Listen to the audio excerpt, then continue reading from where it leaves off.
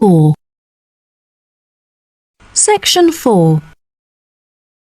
You will hear a talk on the subject of birds in New Zealand. First, you have some time to look at questions 31 to 40.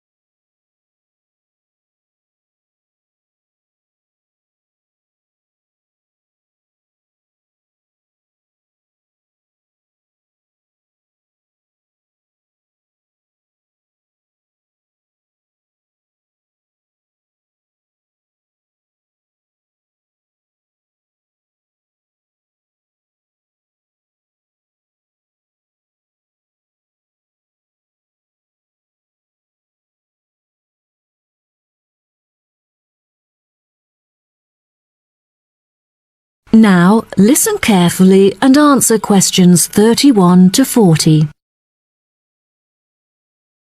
Good morning, everyone. Today we're going to look at birds native to New Zealand, delving into the facts and exploring methods of protecting these species from extinction. It may surprise you to hear that there are thousands of bird species that are endemic to New Zealand. That is to say that they are not found anywhere else on the globe. Since most of these birds live on a diet of freshly caught fish, they often nest along the coastline, or if they need to catch freshwater fish, the neighbouring river. Once they have mated, the female birds will collect twigs and pieces of debris to build nests where she can safely hatch her eggs out of the reach of predators. When humans arrived in New Zealand about 700 years ago, rats were carried on the ships with them. The rats flourished in the warm climate and put pressure on the native bird populations, in particular on the flightless species. In 1984, researchers found that only 3 pairs of flightless bird species remained in existence, and that even these faced severe threats. New Zealand is now a world leader in facilitating the recovery of severely endangered species from the brink of extinction. Every year, researchers carry out surveys in order to monitor the fluctuating levels of bird numbers and species living in New Zealand. Due to the migration patterns of many of the species, it is particularly hard to estimate the bird numbers accurately, since many may have flown to other countries in search of mates and warmer climates, and thus not appear in the survey. Bird numbers are also particularly sensitive to environmental influences, in particular to those related to human activity. Everyday activities, such as farming or constructing a home, can have a massive impact on the local populations. Forests that serve as a habitat for thousands of birds can be entirely eradicated to make fields for crops or to provide wood for construction, having a disastrous impact. It is not only the human influence that threatens the future of many bird species, since many predatory animal species have flourished in New Zealand. One of these species is the mantane snake, which was introduced from Australia and has decimated the population of killdeer birds. These birds nest on the ground and often return to find that their eggs have been devoured by the egg-eating snakes.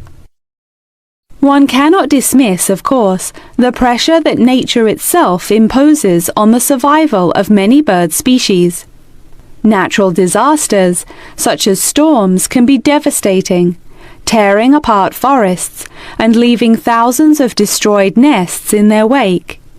Monsoons flood the rivers and often drown many of the flightless bird species that are unable to escape. Unfortunately, the greatest threat to bird numbers in New Zealand is illegal hunting, which is almost impossible to prevent. Many endangered bird species are on display at the National Zoo, and it is essential that urgent measures are taken to protect them.